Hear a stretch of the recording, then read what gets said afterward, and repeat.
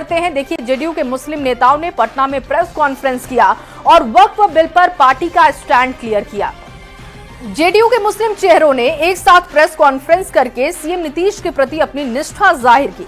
JDU प्रवक्ता ने बताया कि जेडीयू ने जेपीसी के 5 सुझाव जो उन्होंने दिए थे वो मान भी लिए गए और सभी सुझाव मान लेने के बाद जेडीयू ने वक्फ संशोधन विधेयक का समर्थन किया है।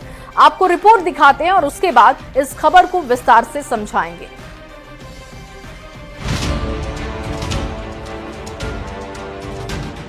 पटना के जेडीयू दफ्तर में हुई प्रेस कॉन्फ्रेंस की इन तस्वीरों को देखिए। ये हैं अंजुम आरा जेडीयू की प्रवक्ता हैं। इनके दाहिनी ओर पूर्व सांसद अहमद अशफाक करीम हैं। उनके बगल में पूर्व सांसद कहकशां परवीन हैं।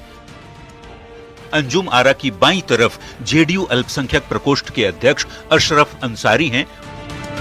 उनके बगल में विधान परिषद के पूर्व उप सभापति सलीम परवेज हैं और उनके ठीक बगल में बिहार राज्य सुन्नी वक्फ बोर्ड के अध्यक्ष मोहम्मद इरशादुल्लाह बैठे हुए हैं। इसके अलावा जेडीयू की इस प्रेस कॉन्फ्रेंस में एमएलसी गुलाम गौस, अफाक अहमद खान और खालिद अनवर के साथ ही मास्टर मुजाहिद आलम और अब्दुल कयूम अंसारी जैसे जेडीयू के बड़े मुस्लिम चेहरा शामिल थे।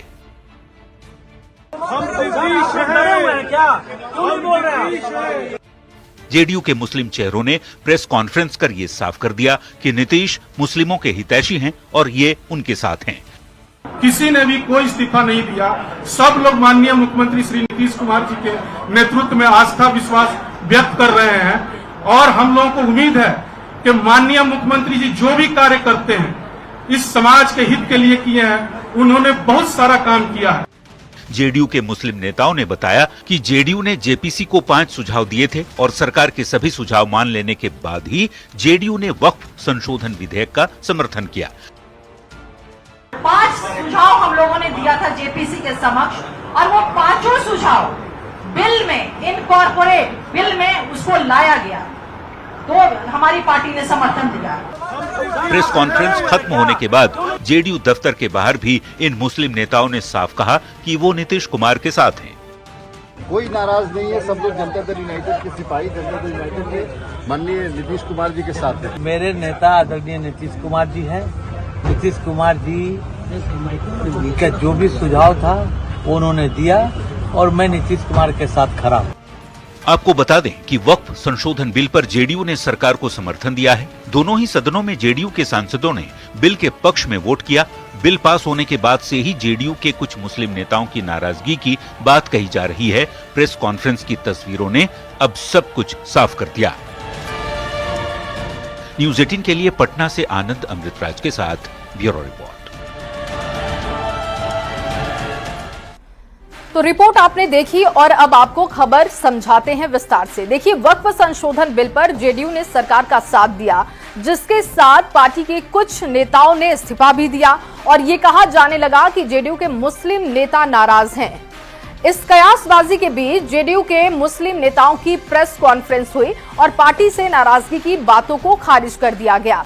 नेताओं ने कहा कि नीतीश में ही उनकी निष्ठा है और वो वक्फ बिल पर पार्टी के स्टैंड के साथ हैं।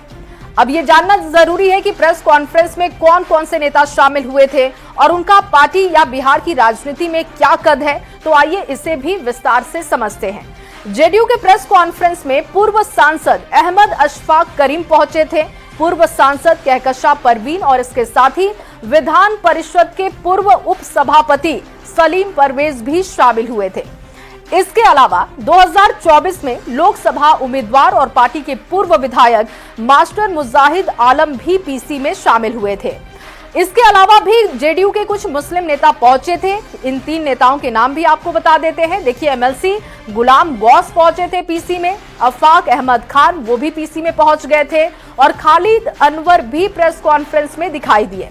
बता दें कि गुलाम गौस को लेकर कई तरह की बातें हो रही थी, लेकिन उन्होंने पीसी में शामिल होकर स्थिति को साफ कर दिया कि वो नीतीश कुमार के साथ हैं, क्योंकि लगातार उनकी नाराजगी की बातें सामने आ रही थी।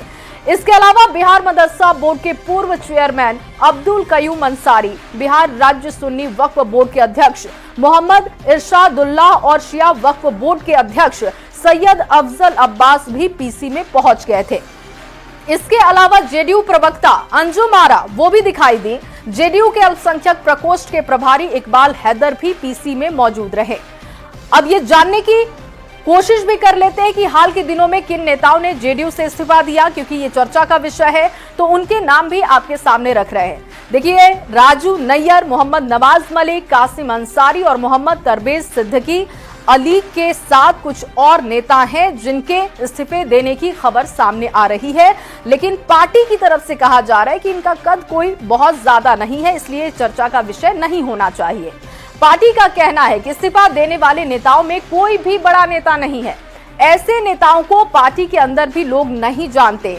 जिस कयूम अंसारी को लेकर खूब बातें की जा रही हैं और चर्चा हो रही है, वो कयूम अंसारी 2020 का चुनाव जेडीयू से नहीं लड़े थे और कयूम अंसारी को 500 के करीब वोट भी मिला था। मतलब इस्तीफा देने वाले कोई बड़े नेता शामिल नहीं है। वक्फ